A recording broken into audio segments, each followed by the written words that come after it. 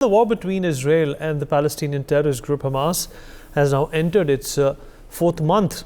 The conflict began on the 7th of October after Hamas launched a deadly attack against Israel, killing around 1,200 people and taking some 240 hostages back to Gaza.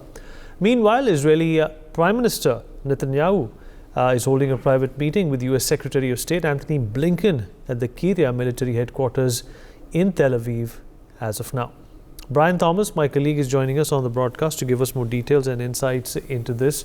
Brian, interesting to note that Antony Blinken has been visiting Israel almost every week, to show not only support for Israel, but also making sure that the humanitarian crisis, which perhaps strayed in the wrong direction for Israel, is contained.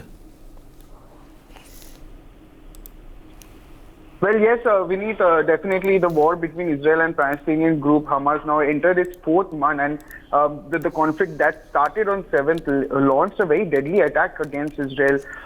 And even now there has been a lot of, problems, tensions are taking place. But yes, Israeli Prime Minister Netanyahu held a private talk with U.S. Secretary of State Antony Blinken and at the Kiryat military headquarters in Tel Aviv. And this very much underscores also the very, leadership, the very constant, urge to, end this very war that is happening. And even at the UNGA also, permanent representative of India to the UN, Ruchira Kamboj, also says that the ongoing conflict between